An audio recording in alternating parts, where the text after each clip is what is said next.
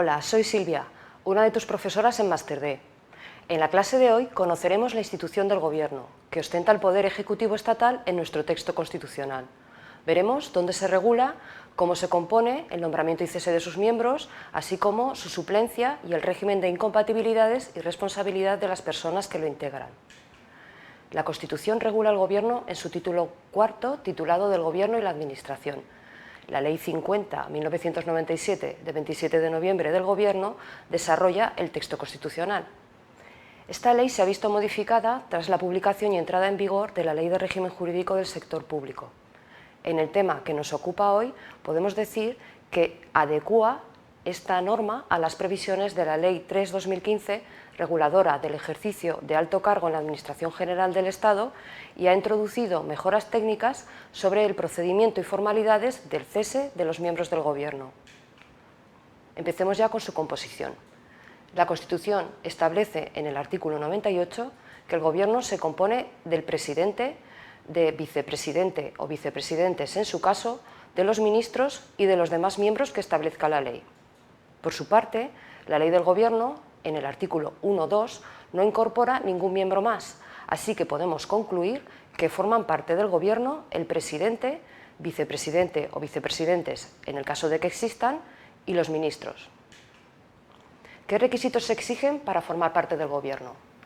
Encontramos la respuesta en el artículo 11 de la Ley del Gobierno, que nos dice que para ser miembro del Gobierno se requiere ser español, mayor de edad, disfrutar de los derechos de sufragio activo y pasivo, así como no estar inhabilitado para ejercer empleo o cargo público por sentencia judicial firme, y reunir el resto de requisitos de idoneidad previstos en la Ley 3/2015, reguladora del ejercicio de alto cargo en la Administración General del Estado. ¿Y qué es la idoneidad? Para saberlo, acudiremos al artículo 2 de esta ley. El nombramiento de altos cargos debe realizarse entre personas idóneas y de acuerdo con lo dispuesto en su legislación específica. Son idóneos quienes reúnen honorabilidad y la debida formación y experiencia en la materia en función del cargo que vayan a desempeñar. La idoneidad será apreciada tanto por quien propone como por quien nombra al alto cargo. A continuación, la norma determina cuándo no concurre honorabilidad, y esto sucede, primero, en quienes hayan sido condenados por sentencia firme a pena privativa de libertad hasta que se haya cumplido la condena. Tampoco concurre honorabilidad en los que hayan sido condenados por sentencia firme por la comisión de ciertos delitos, entre los que incluye falsedad, delitos contra la Constitución o las instituciones del Estado, delitos de traición, contra el orden público, especialmente terrorismo, y en este caso, hasta que los antecedentes penales hayan sido cancelados. En tercer lugar, no concurre honorabilidad entre quienes hayan sido condenados por la regulación concursal, mientras no haya concluido el periodo de inhabilitación fijado en la sentencia de calificación del concurso. Y tampoco concurre honorabilidad entre quienes hayan sido inhabilitados o suspendidos para empleo o cargo público durante el tiempo que dure la sanción, en los términos previstos en la legislación penal y administrativa. Y por último, no concurre honorabilidad entre quienes hayan sido sancionados por la comisión de una infracción muy grave, de acuerdo con lo previsto en la Ley de Transparencia, Acceso a la Información Pública y Buen Gobierno, durante el periodo que fije la resolución sancionadora. La honorabilidad debe concurrir en el alto cargo durante el ejercicio de sus funciones. La falta de honorabilidad sobrevenida será causa de cese a estos efectos, y en los casos en que el alto cargo solo pueda ser cesado por una lista tasada de causas, será considerada como un incumplimiento grave de sus obligaciones del cargo declarado a través del correspondiente procedimiento. Pasemos a otro tema. Son órganos de colaboración y apoyo al Gobierno los secretarios de Estado, la Comisión General de Secretarios de Estado y Subsecretarios, el Secretariado de Gobierno y los gabinetes. Estos órganos no son considerados miembros del Gobierno en el sentido estricto, son un punto de unión esencial entre el Gobierno y la Administración. Iniciamos ahora el estudio del nombramiento y cese de los componentes del Gobierno. En cuanto al presidente, su nombramiento se producirá en los términos previstos en la Constitución. Recordamos ahora el artículo 99, que regula el procedimiento de investidura, y establece que después de cada renovación del Congreso de los Diputados y en los demás supuestos que proceda, el candidato propuesto por el Rey debe recibir la confianza de la Cámara para ser nombrado presidente. Los demás miembros del Gobierno son nombrados y separados por el Rey a propuesta del presidente. Hablamos de vicepresidentes o ministros.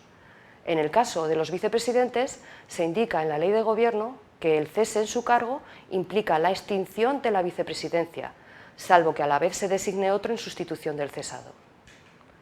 Los artículos 101 de la Constitución y 21 de la Ley del Gobierno regulan el cese del Gobierno, que se producirá tras la celebración de elecciones generales o en los casos de pérdida de confianza parlamentaria. Recordad, por no obtener apoyo en una cuestión de confianza o porque triunfe una moción de censura. Se produce también el cese del Gobierno por la dimisión o fallecimiento de su presidente. Todo ello deriva del principio de dirección presidencial y de la primacía que tiene su figura en la institución. El artículo 13 de la Ley del Gobierno regula la suplencia de los miembros del Gobierno. Establece que en los casos de vacante, ausencia o enfermedad, las funciones del presidente del Gobierno serán asumidas por los vicepresidentes, de acuerdo con el correspondiente orden de prelación, y en defecto de ellos, por los ministros, según el orden de precedencia de los departamentos.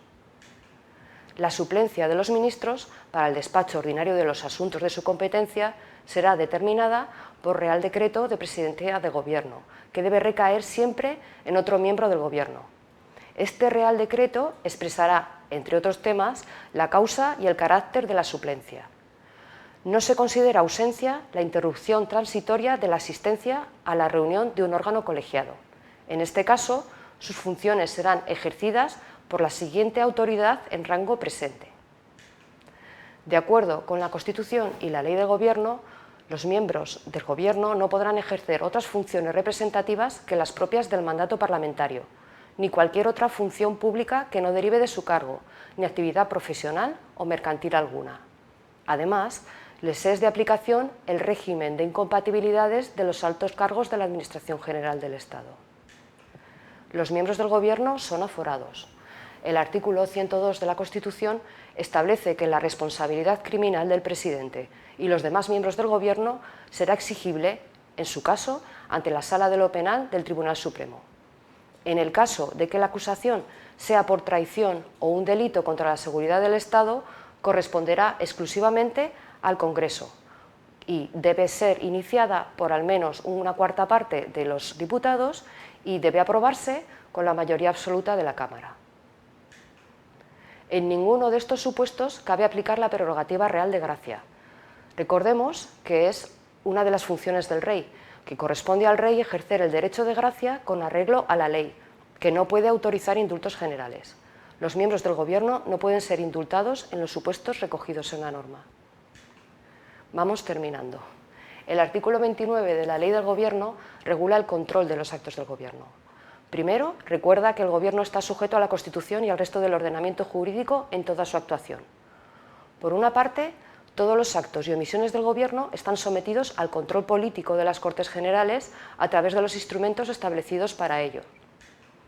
Pero, además del control político, se establece que su actuación, cuando constituya una vía de hecho, incluyendo a todos los órganos regulados en la ley, será impugnable ante la jurisdicción contencioso-administrativa, estableciéndose así un control jurisdiccional.